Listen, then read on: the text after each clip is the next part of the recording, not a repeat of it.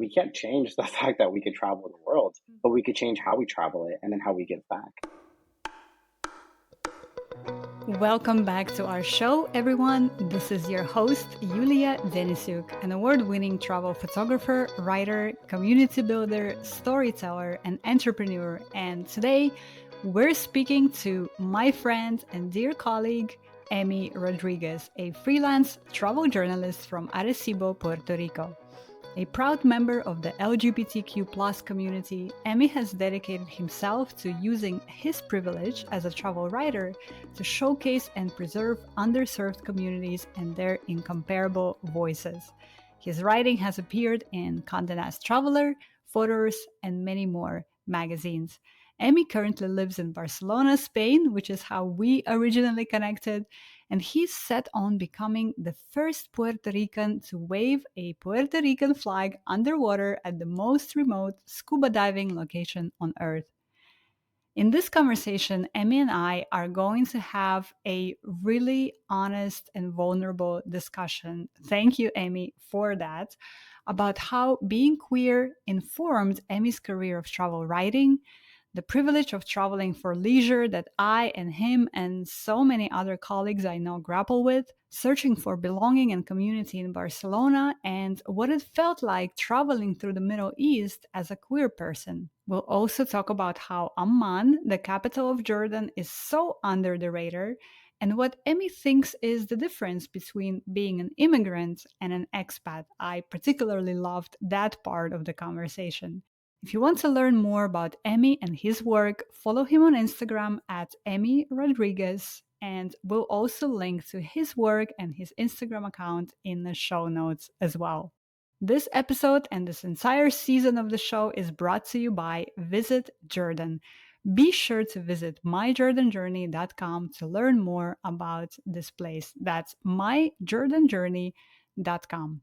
All right, now let's get started with our conversation with travel journalist Emy Rodriguez. Emy, welcome to the show. I'm so excited to see you again and to talk to you again. How are you, my friend? I'm doing great. Thank you for inviting me. I'm super excited to be here and to talk to you. It's been a while, so I'm excited to catch up. I know. It's been a while, right? We're talking just before hitting record here that last we spoke, I was about to move to Barcelona, where you are. No, yeah, I was expecting you here. Like, I think we were having Gaba near the Gothic area, the Gothic quarter, and we were talking about it, and I was half expecting you here within a couple months, but everything kind of like works out at the end, I feel. And what you're doing now is amazing. I think going back to school and focusing on video and focusing on different things, I think is amazing. And I think that showcases to other writers that they just don't have to be siloed off into one thing only. I love that you said that, actually, because that's the evolution that I went through as well this year. Like we said before recording, that I was just so like focused on I'm a writer, I'm a photographer, that's what I do, and that's all I do. But actually, I realized that no, you could be so much more, right? I'm already a podcaster too. I'm already a teacher, and video is something that interests me right now. And so, yeah, I think that's a really cool reminder to everyone who is in the industry that, like, hey, you can be more than one thing, and that's okay, So I love that. Thank you.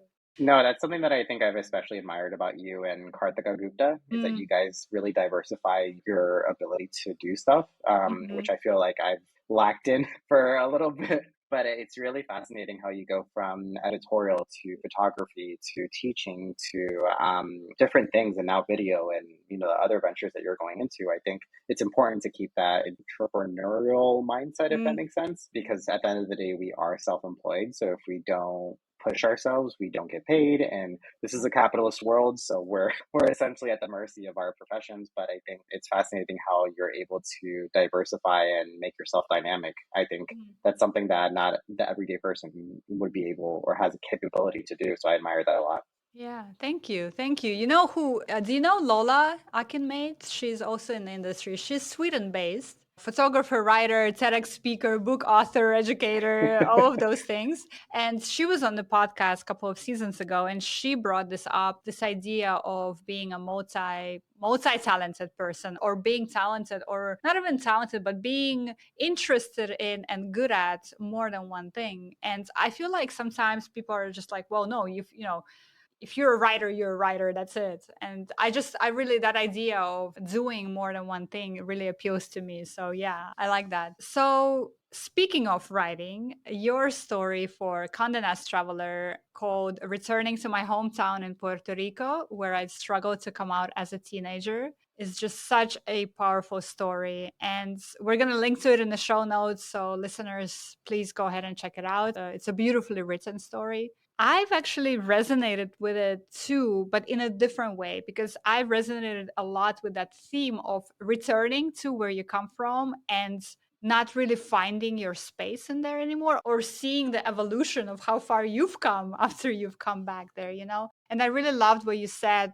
that the Arecibo, the town that you're from, made you who you are, acceptable and glorious, even if you had to go elsewhere to realize it. I mean, that line, it just, it was so beautiful. So, what do you love about the story? I think with the story is exactly what you just picked up now is that my story is my story, but I wanted it to reach out to other people that had similar stories or could connect to it or relate to it in different ways. Because I think the feeling of not really truly belonging in your town or where you grew up is something that a lot of people experience. In my case, it was me being part of the queer community and being in a place where that wasn't really well known of or accepted, frankly. But I think me writing it, it made me think of all my friends that, have had similar stories of either being in a place they're from that's not accepting of who they are, whatever it is, or being in a new place where they're not accepted.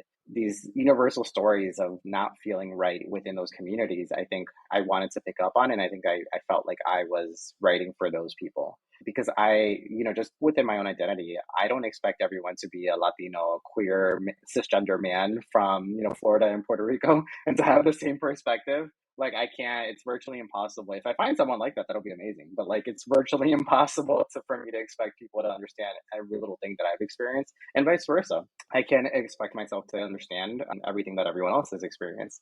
So my goal is to kind of share something that is a little bit of commonality, so that way we can relate on, and then from there we can build something. But I think that story in particular was really interesting because I think going back to the town, it made me realize that I am a product of this. Mhm. As much as I tried in my earlier time to avoid, that part of myself and to Yeah. leave that and never say that I was from Arecibo, Puerto Rico, I got to a place where now I'm proud of being from there. I'm proud in two ways. One is very egotistical, and then the other is kind of like this is a place that made me. The egotistical part is basically, I am this now. I'm a journalist. I am a writer. I wrote a story for Condé Nast Traveler about that place. I don't think there's many other people doing that from that town or in that town. So it makes Right. me feel extra special about myself. Yeah. And it makes me feel glorious in that sense. But I think also it really made me look at my history and why that even though other people might not find that special, it's special to me Mhm. and I value it. And it gives me the perspective that no one else is going to have. And I appreciate that. And I try to put that into my writing as much as possible. But yeah, that's one of my favorite stories that I wrote. I wrote it a few years ago, like 2 years ago, a year and a half ago. And I want to continue. Ever since then, I've been continuing on the path of writing stories from a certain perspective, from a certain idea. Like I wrote a piece about anxiety and scuba diving. Just kind of like someone that has those things because I feel like articles and stories are supposed to resonate with the reader. And if you don't do that, then it's difficult to write a good story, if that makes sense. Yeah, totally. I mean, maybe what I'm gonna say now is a bit controversial. I don't know. Let's see. We'll test it. But like, there's so much fluff out there when it comes to the online world and what you can read on the internet, let's say. And on top of that, there is so many other things that are competing for our attention that I feel like for something to garner someone's attention and for them to actually read it, it has to be a story like that that connects on a deeper level, that there is some sort of a shared mindset or a shared experience, perhaps, that you can, like how I resonated right now with your story, because I recognize that feeling of coming back home and having that evolution. So, yeah, I feel like I personally probably not gonna stop scrolling for a roundup of 10 best beaches to see in Thailand. Like I'm just not. But I might and will probably stop scrolling when I see a title like that, like returning to my hometown in Puerto Rico. You know what I mean? So It's something that I feel ever since I've been a writer, ever since I started writing, I've always kind of resonated more with, those mm, stories that had deeper meaning, that were more profundo Spanish, like Yeah, I more, love that word. yeah, more heavy because there's more power to the people that write about the 10 best beaches in Thailand. Like that's necessary. That's something that's a aspect of our industry that we should empower as well. But I think in my case, I like writing something that has a different angle, and there's space for both. But I think now, specifically now within our modern time with AI, kind of I was just gonna say that. my whole like essay format is a little bit of a survival thing as well, just because I feel like those stories about the 10 best beaches in Thailand are now written by a computer or a computer program, and I have to write stories that are about my experience or my perspective because AI can never do that. So it's been a little bit of a survival like shift, if that makes sense, just so that way I get paid, even though it's not a lot, but I still get paid. Yeah, I feel like that too. And what I think about right now is that this is actually where our value, I think, comes in as freelance contributors to publications, that we get to write a story or tell a story that honestly no one else can. AI can't, because AI doesn't have our experience or our perspective, right? Exactly to your point. That's a really wonderful point. And of course, I didn't mean to like offend anyone who writes roundups, you guys. It's a great piece and format. It's just that we are competing for attention. We are Yeah. competing for, readership and all of that. So that's what I tend to resonate with, is those kind of profundo stories. But yeah. It's something that it goes back to the point of like diversifying what you're able to provide, the storytelling aspect that you mentioned earlier. And it's not just a modern thing, it's something that has been existing since the beginning of time, is how do we continue thriving? How do we continue being successful, quote unquote? And we have to evolve, we have to change, we have to really become better and better and better. And my example is AI with my writing and the listicles and the blog like post and kind of going more into an essay format, but yours is going to storytelling and video and or you're already a photographer, but like going on and on and on. So it's like creating those things of evolution, I think, are super essential in this industry and the creative industry overall. Because if not, if you get stuck just being a writer, which I currently am now, or a photographer, it changes, it evolves. And we should have learned this when influencing became a thing, but we didn't. So we have to really kind of pay attention to like what's going on there, what's going on in the world, and respond Mhm. to it. Because if we stay put, we're gonna get left behind. Yeah. Have you played around with the ChatGPT yet? I have, yeah. I What do you mean, think? it's scary. Like, it's really scary because Grammarly, which I use for editing, Grammarly has its own Chat GPT AI generator. And I've put in things like write me a story about Thailand, and it'll write an entire story about Thailand, like if someone else wrote it. And that for me is super frightening. But I think if it's utilized in a positive way, for example, pitching for us is really annoying and it takes up like 80% of our, our workforce. If you put in things like, here's a pitch idea, format it for me, it'll do it automatically. That saves us time. It helps us utilize it in a different way. And I think if we utilize it in a positive way, it can be very beneficial to storytellers. But if it's not utilized in a positive way and it kind of takes over or overwhelms us, then I don't know. At that point, we have to do something different. You are not the first person who told me in the industry that who told me that they use ChatGPT to write pitches. That's really interesting, because for me, actually, I love writing pitches. Well, so because the way I do it is like I use, this is my breadcrumb for the story, basically. So it's a pitch is like the intro paragraph is often is how I write a pitch, so that later on, 10 months later, when somebody comes back to me and they're like, hey, we want the story, I can remember what the hell I was talking about. But yeah, that's really interesting that you're saying that, because I've definitely heard other writers use ChatGPT for pitch writing, so that's really cool.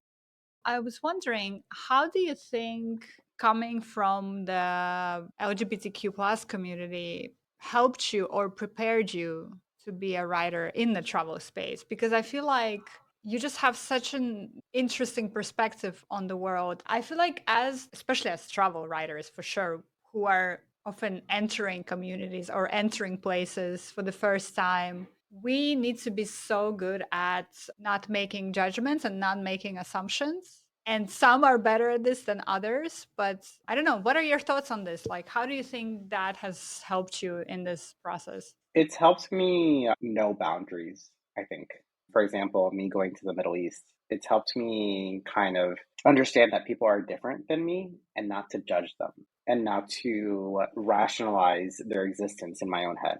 I think for me, it's helped me in the sense of just understanding that everyone is different and everyone has different values and different perspectives and different views on rights and views on equality. And Yeah. it's not my place to go into your living room and tell you how to live your life.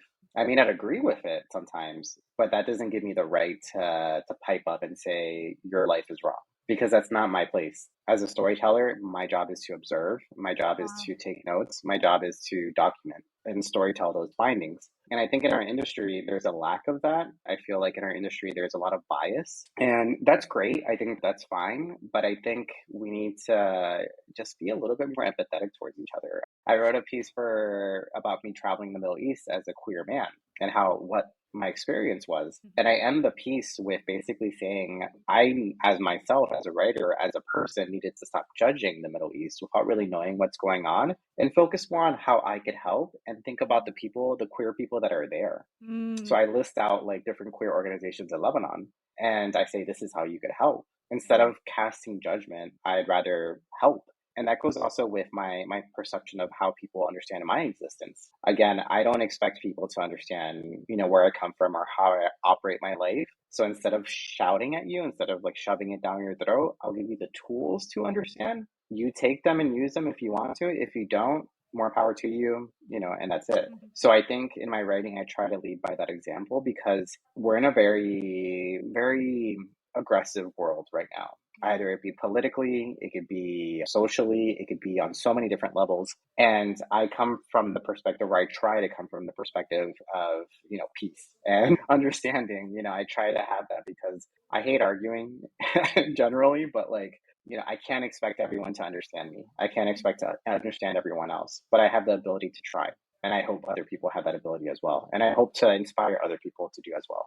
I think it comes from my upbringing within my own family of them not being as supportive towards my identity. And until this day, I don't have a relationship with them or as a strong relationship with them just because they don't view my identity as real. They view it more as a choice. And that's fine.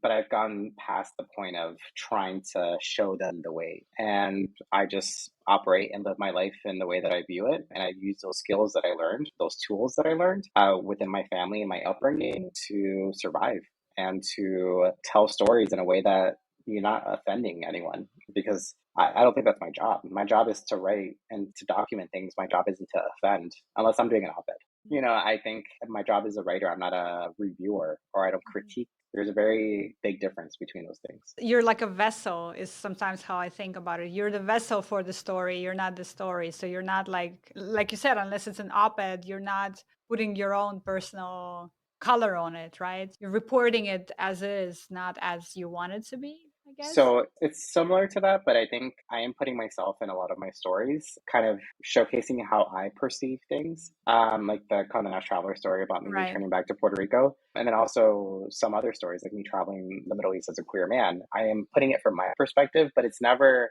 to the point of saying this is wrong. Ah, I see. It's more of like, this is how this made me feel. This is how I reacted to it. And then this is where I went. So I think it's different because it's like an old journalistic like sort of thing. But then on the same token, I'm 100% including myself into the story. But I'm respecting it in a certain way where it's not offensive. I don't really know how to describe it, but it's taking over the story, but it's not taking over your perspective of the story.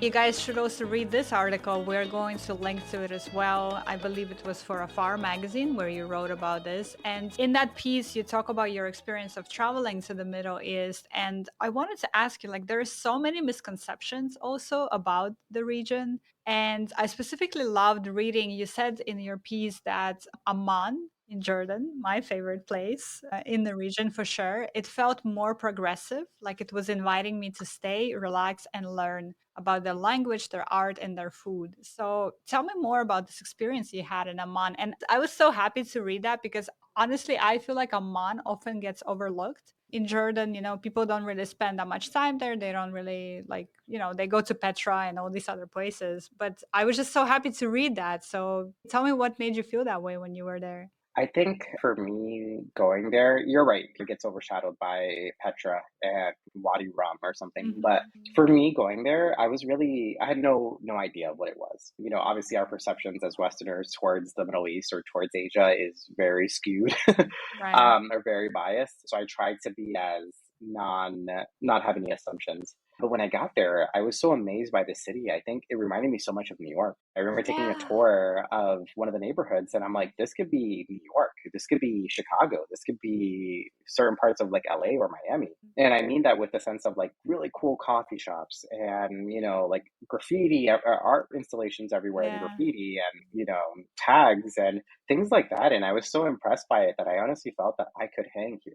Me with my own identity, with my own self, I could hang here and have a good time. And then I didn't really participate in the nightlife scene, but I heard the nightlife scene is really active. And I was just impressed that I was just like, this is a cool city. And Jordan isn't just Petra. Petra's a big part of it, yes, but there's so much more. And I use that frame for every Middle Eastern city, for every city that's in that part of Asia, because there's so much more. I think our perspective as Westerners, we kind of, specifically my own, I'm a millennial. So I grew up during 9/11. I grew up during, a whole bunch of other things. So my idea of the Middle East for a long time was, and then going there for the first time, my first country was Doha in Qatar.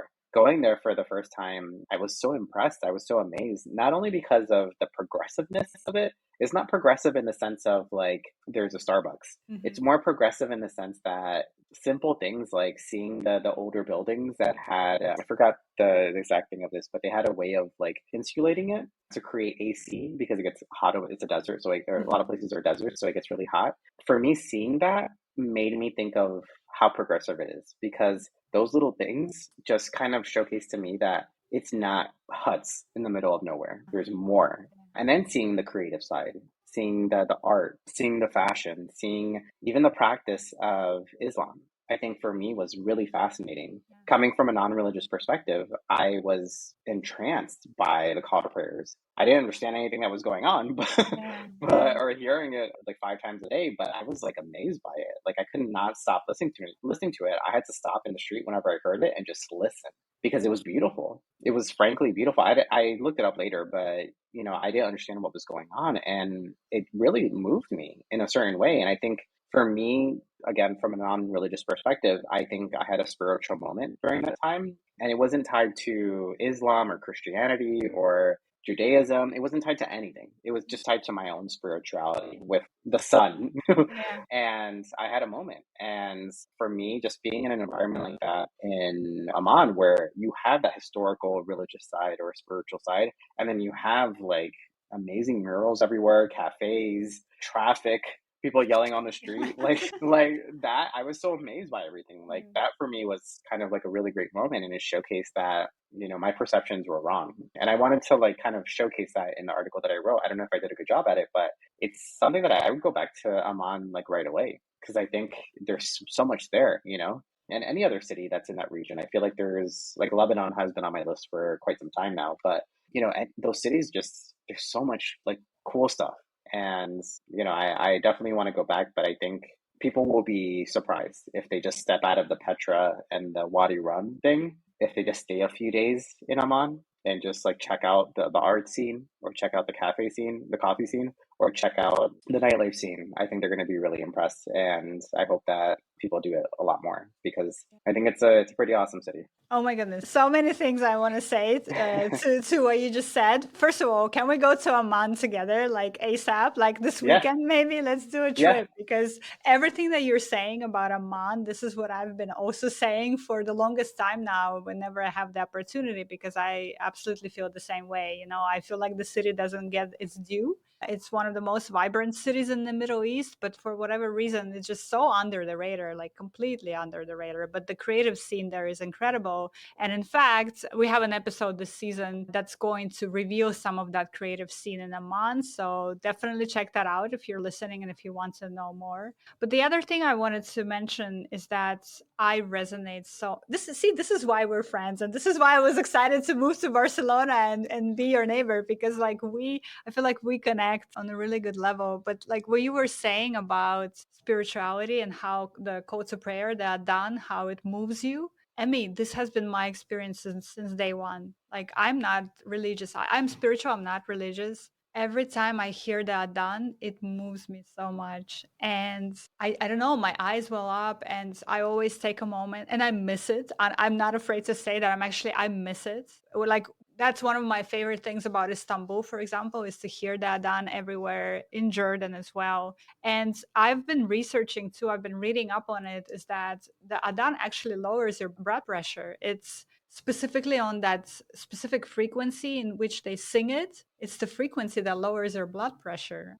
That's super fascinating. Yeah. Here's what else I want to say. How interesting is the human experience? Because for you and I, like, we don't have, let's say, maybe it's safe to say that we don't have any preconceived notions about what Islam is, or we try to be aware or like come at it with an open mind. When we hear the call to prayer, we find it beautiful. But I want to tell you a short, really fast story about a friend of mine who lives in Jordan, who's from Jordan, and who has a completely different relationship with the Adhan. Because for them, Adhan signifies a religion that is in a lot of way restricting them. And so every time they hear the Adhan, they want to close the window. And every time I hear Adhan, I want to open the window. And so to me, it's just such an interesting example of how subjective, honestly, every single experience is, because we all come to everything with our life, our ideas, our thoughts, what happened to us, you know? And I think that goes back to what we were saying about earlier about travel journalism and how we come to it is like, I think even that, like, awareness of that is a great step towards being a great storyteller in this space, because you're like, oh my god, like everything I do influences how I process it, and so with everyone else around me. That's a very good point because I feel like me being a queer traveler in Jordan, hearing the Adhan is a very different experience of someone being a queer person in Yeah. Amman hearing it. And there's nothing I could do to change that. There is nothing I could do to change the perspectives or change the existence. But what I can do is be aware because that changes how I navigate the world. And it makes me, at the end of the day, when you're aware, you appreciate things on a different level and you are more, in my opinion, more open to different things. And I value that a lot because I feel like, I don't know, I was a traveler during that period. I was a tourist. So if I would have grown up there and been who I am, I probably would not be super happy, you know? Like I probably would not be having this spiritual moment in the middle of the street. Like I probably would be in a different like sort of scenario. And I need to understand that and I need to be aware of that and appreciate that and understand my privilege, understand where I come from and how I come from a different perspective and a different privilege. So it's important. I think every traveler, not even if you're a writer or if you're a journalist or a storyteller, you need to understand that when you go to a different place, it's very different from the people that are living there. Yes. You're on vacation, you're traveling. Your existence there is temporary, their existence is permanent. How does that differ? So I think that's a question that I think everyone should ask themselves. Like next time they go to the Caribbean, next time they go to Miami, even, or next time they go anywhere else, think of like what your existence, how that impacts the people that are living there, but then also think of their existence once you're gone. And I think for a lot of travelers, that would really make them kind of like cognizant of little things like buying tchotchkes, eating at restaurants, doing this or that. They would actually understand that it's different on a difference on the other side. And if I ever have children, I think that's the biggest thing that I want to show them is that the world is different and we need to appreciate it and we need to value it. And we also need to know how to navigate it. Not everything is a vacation. Not everything is a Marriott. No offense to Marriott. I love Marriott. But, like not everything is a Disney World, and we need to understand that. A friend of mine actually from Chicago, Wendy, she took her kids to India and to different countries around the world, and her kids are teenagers at this point. But I thought that was really special because she herself is a travel writer, so she already has that sort of like ability. Her children don't, and by teaching them at a young age that the world is different, hopefully, like knock on wood, it shows them that they should be appreciative. They should be appreciative of what they have, but then also what other people have or don't have, and understand that. I went to Thailand. My first like international trip as a travel journalist was to Thailand and Phuket. And we went to like a Muslim village somewhere on the island. I don't remember exactly where. And I remember being around the village and everyone was looking at us because we all looked different.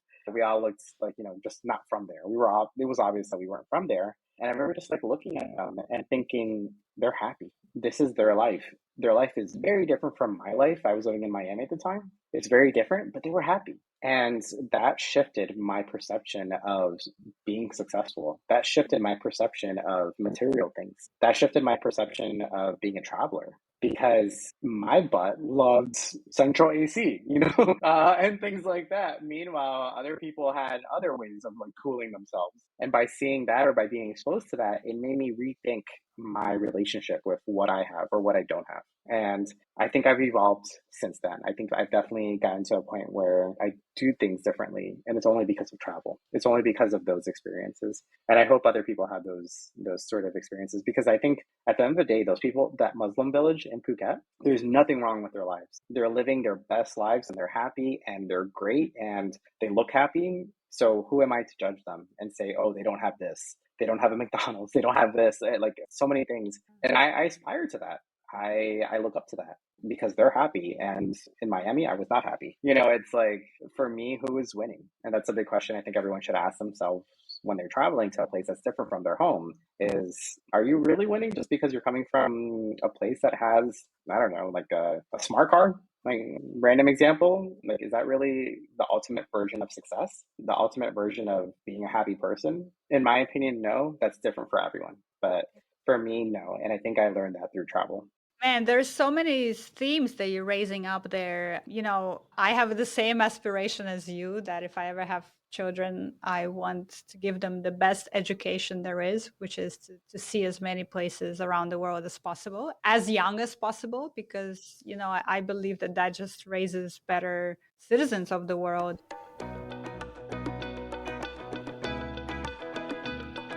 There's this thought that I actually recently had, and I didn't come to any resolution or any conclusion with that thought. And it's not a groundbreaking thought by any means. Other people have come to that as well. But it came back to me recently that you talked about this idea of privilege. And if we look at globally at people who move around the world, move through the world, not for escaping something horrible in their countries, but because they can, it is such a small and privileged group of people because, on a global scale, most of the people are not able to do that around the world.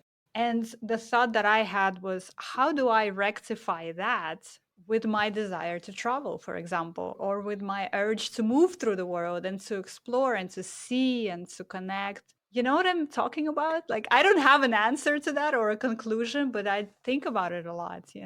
I know exactly what you're talking about, and I don't think there is an easy answer. I think I'll give you my example of moving to Spain. I don't view myself as an expat. I view myself as an immigrant. And I like to move in those circles because I feel like that expat experience is a very privileged one. Yeah. And but I still kind of like am aligned in that way because I'm American. Right. And my income is different. It's like you're towing all these different circles, right? You're like one leg in this and one leg in Yeah. this. It's yeah.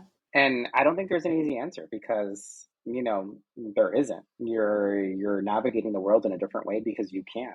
The only thing that I can say is to just give back, to use your privilege for good. So if you do find an opportunity that you can give back or you can write in our case or, be a photographer or a videographer and you're able to give back in that way, give back because we can't do anything else. We can't change the fact that we could travel the world, but we could change how we travel it and then how we give back. And it's important because if not, then we're just like everyone else that calls themselves an expat. And that for me has a negative connotation. And I don't associate myself with expats because I feel like that experience it's very inauthentic. And you're doing something, you're not really immersing yourself in a destination. And you're not really understanding your privilege of moving to a place where some people have to take refuge in, or some people can't, like you mentioned. It's a very different experience and people need to understand that. And I hope that, with modern times, people are understanding that to move, to financially, emotionally, to shift in that way is a privilege. Because for a lot of people, it isn't. So I think people hopefully should come to that understanding. Not to say that I think everyone should understand this, because if you're moving from like wherever to wherever, like it's okay. But like, I don't know. I just think that you have to move with grace. And yeah, I think that entails a lot. But yeah. Emmy, are you a writer or something? You're so good with words. No, no, no. No, but some of the things you've said today, they're just like really, we have this expression like a balm, BALM, balm for the soul. They like soothe me. Like what you said about giving back, what you said about moving through the world with grace, or even what you said earlier, that phrase of, the Arecibo made you glorious. Like that is just so beautiful. And sometimes I feel like we are preaching to the choir with these conversations, because it's like, yes, and I would want to believe that everyone who's listening to the podcast is feeling the same way, that we hopefully are more aware of all these issues. But then when I look out into the world, I see a lot of rhetorics that are completely in the opposite direction. And my thought is then, well, how do we start that dialogue? Because that's the dialogue that needs to happen most urgently, you know? Yeah, I think I had a recent experience where I was discussing sexual assault within the queer community with a friend. I was having a phone call and somehow it shifted over to that conversation. He mentioned something that happened to a friend of his, or that almost happened to a friend of his. And then that turned into a 2 hour long conversation about sexual assault in the queer community. And the end result, him having a very different perspective than I had, which is completely fine. But at least we had that conversation. At least we had that rhetoric, Yeah. because it wasn't aggressive. It wasn't, you don't understand me, I don't understand you, and that's it. It was more of just saying opposing opinions. And I think I understood him differently and he understood me differently, which was good. But I think it's just having those simple conversations. Sometimes I hate small talk. Like that's one thing that it's always been about me. It's small talk is like small talk is kind of like the bane of my existence. But also, when these deep conversations come around, I can't control myself. Like within 5 minutes of meeting someone, I'm having like a deep existential crisis about the human condition. Like, but I value that. I like that because that's important. Some people don't operate that way, and that's completely fine. But I think if we have more of those conversations, I think it's important. And, it could just be a simple phone conversation, or it could be, I don't know, a podcast like this, or it could be a video that you're creating or a piece that I'm writing. There could be so many ways of invoking conversation that are non-aggressive, that are non-violent, that are just sitting down and listening and speaking. I think we don't do that as much in the world now. We don't listen. And I think in conversation, I always find it useful to speak, but then also to listen. It's a 50-50 sort of arrangement in my head, and sort of respond. I think it's super important to what the person said, because sometimes we pretend we're listening, but it's not active listening. I think it's important to like really just like take in what the person is saying and kind of arrange your response towards that. And I think that showcases to people that you are interested, that you are showing a sense of kindness by giving them acknowledgement. And I think that's important. And I think there's a lack of that a lot in certain like climates. But yeah. Maybe something for me to think about who to invite next on the podcast, so we can have some of these conversations. Yeah. That's really interesting. So it seems to me that this idea of belonging, identity, and home, or looking for a home, or perhaps building a home or creating a home where you are, is important to you, both in your work, but also in some of the personal conversations we've had. And you've mentioned, that you've moved to Barcelona recently, and that's how we connected in the first place. Shout out to Kartika who connected us. So, it sounds fabulous, Barcelona. And by the way, like we already mentioned, I was going to be there too, but my plan has changed. It sounds fabulous, but I'm sure it has had its difficulties too. And you've kind of touched upon this a little bit with your example of being in the immigrant space rather than an expat space. So tell me, what were some of the challenges that you've experienced while moving there? There's been a lot. I think for me as a brown man, it's been a very different experience toward against someone that is like an expat, an Yeah. American expat. And I think for me, I've been challenged in that way. In the beginning, I felt like there was two different versions of myself. There was the American Emmy that spoke English like a suburban kid or Yeah. suburban person, or there is Amy who habla como un puertorriqueño, like habla como un boricua, like speaks like a Puerto Rican person. Those two people were having very different experiences in Spain, in Barcelona. And I think it speaks to the immigrant experience a little bit, and how I had the privilege to code switch and be American and have that safe space. But I think that was a big part of it. And I think not really being adjusted to that. I think in every environment that I lived in, there's always been a healthy amount of diversity. There's always been a healthy amount of just different people. I'm a different person, just like cultures, ethnicities, lifestyles, everything. Like literally always been a rainbow of different things. And moving here, it's been very different. And I had to adjust to that. and also to understand other people and to not come across as like an obnoxious, like semi-American person.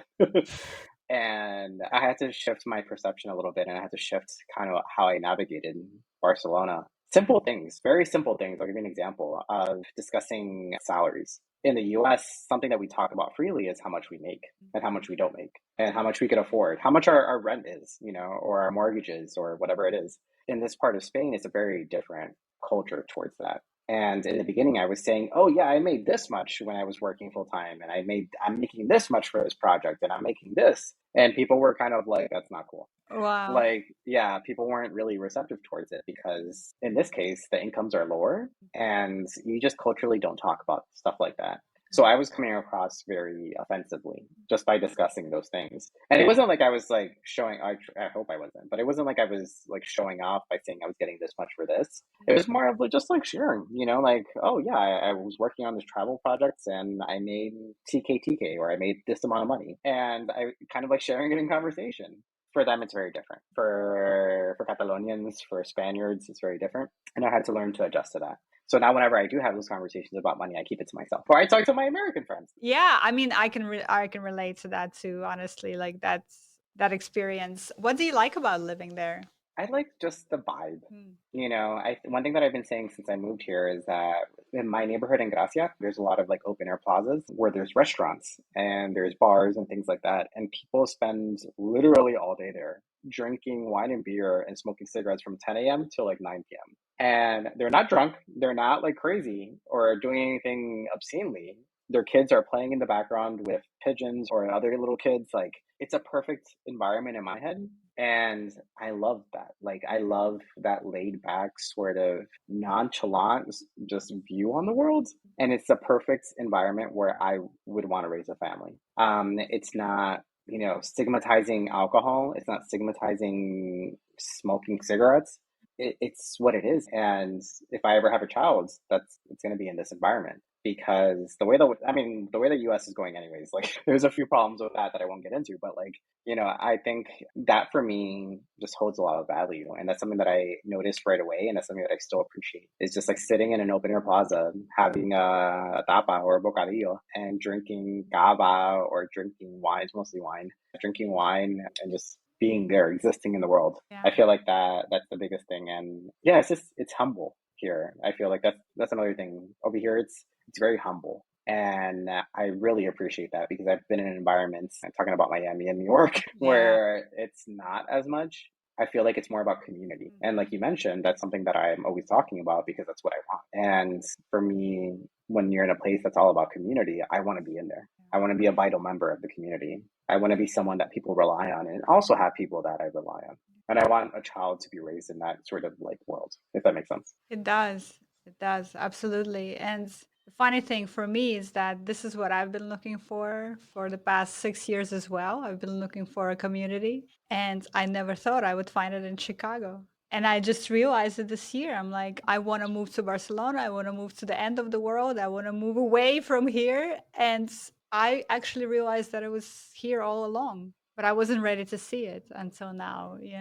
It's just, I don't know, it's funny how life works sometimes. When you're ready to see something, it presents you with something beautiful, But I relate that to that sense of having a community so much. And I hope that you continue building a beautiful community there in Barcelona. And I hope that you and I can catch up over a cava in one of those open air plazas really soon, because that sounds just absolutely lovely. Yeah, no, definitely. But yeah, Amazing. no. Just one note though, I think what you said about sometimes not seeing things for what they are, that's having that ability to take a step back and appreciate things or be present, I think is massive. So kudos to you. Like congrats to you for doing that. And it doesn't always take a global move to Barcelona, Spain, or to anywhere else. Sometimes just looking at what you have and where you're at can really create that sense of community or create whatever it is you're longing for, or Yeah. whatever it is you want. Yeah. So congrats. Thank you. Thank you.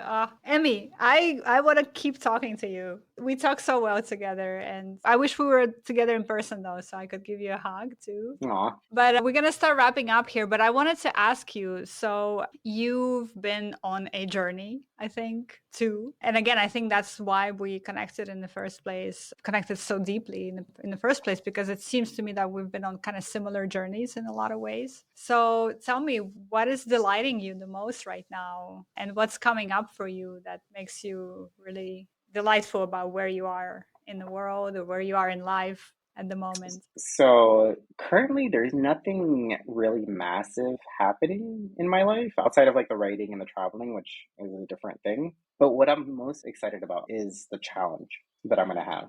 The holidays are coming up. I'm planning on spending it here in Europe.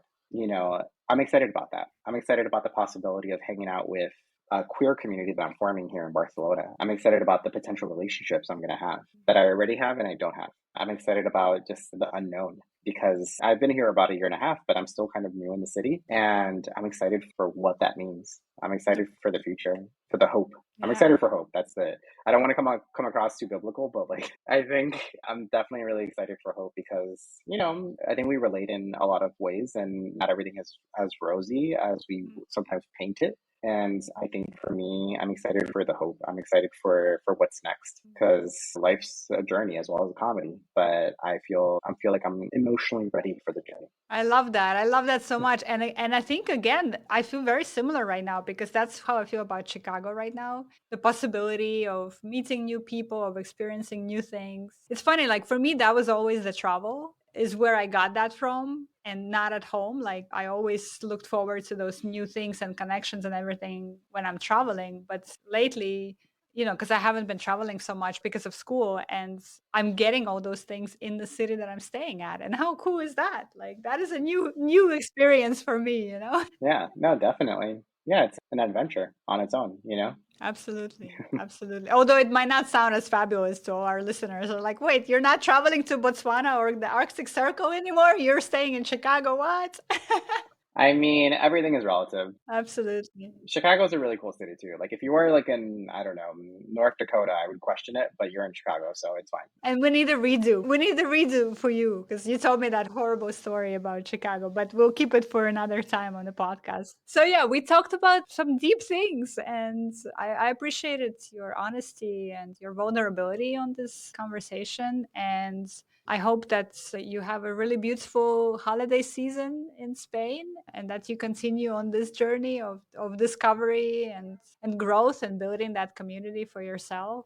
And I hope to see you in Chicago sometime soon too. That would be lovely. Maybe soon, maybe sometime soon after the new year. After the sun comes back to this part of the world, right? Thank you for opening the space and thank you for sharing as well and creating what I equate to as a safe space for dialogue. I really like that. We need more of those. So thank you for having me.